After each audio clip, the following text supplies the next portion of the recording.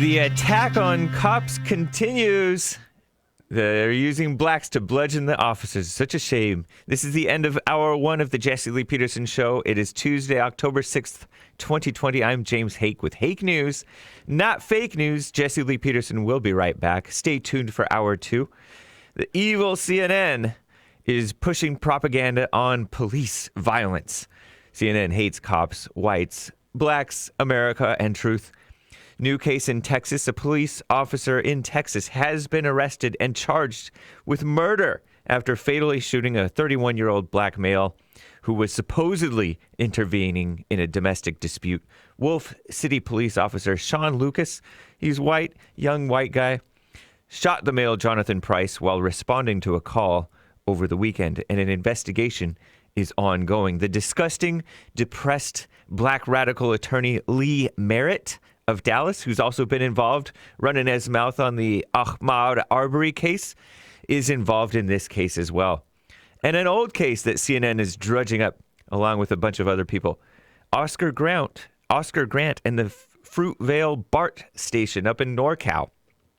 Northern California prosecutors announced by a white female or maybe Irish DA Nancy O'Malley are reopening an investigation into the 2009 death of Oscar Grant. Talk about ancient history, right? At the hands of Bay Area Rapid Transit, BART officers, following renewed calls from Grant's so-called family. He didn't really have a family. Grant is a black male who was fatally shot while lying face down on a platform in Oakland. Jesse Lee Peterson talked about this guy in church one time. I don't remember if it was recently or years back. This man, Oscar Grant, had a daughter out of wedlock. He'd been in prison, was on probation, but they've been doing propaganda TV shows about him over the years. There's, of course, more to the story. Wikipedia reports on the shooting of Oscar Grant took place 2 a.m. New Year's Day over 10 years ago, 2009 New Year's Day. Police responded to a fight with up to 20 people on the train, some people high on drugs. It was a very crowded train. They arrested several people at this Fruitvale station. It was chaos, dozens of people shouting at the very few officers who were present.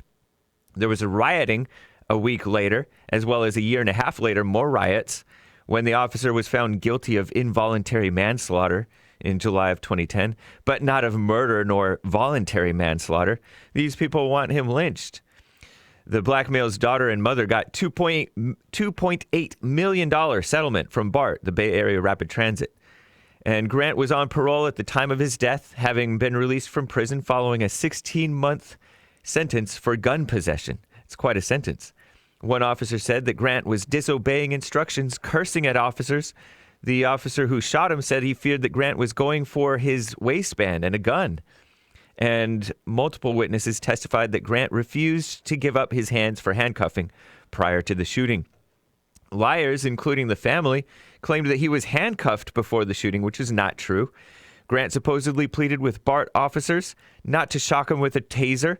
Peterson, the other officer, knelt on Grant's neck and told him that he was under arrest for resisting an officer. Immediately after the shooting, the officer who got charged with that involuntary manslaughter appeared surprised and raised his hands to his face. Several witnesses said Mahershala, the guy who did this, said, "Oh my God," several times after the shooting. And according to one witness, Grant yelled, "You shot me, I got a 4-year-old daughter."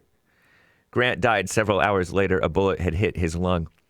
And they're also drudging up the Breonna Taylor case still.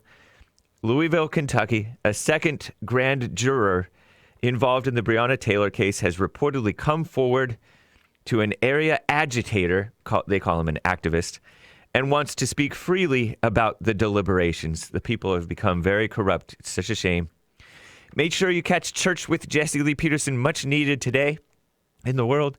Rebuildingtheman.com/church. That's Jesse Lee Peterson's nonprofit website, Bond, which is rebuildingtheman.com.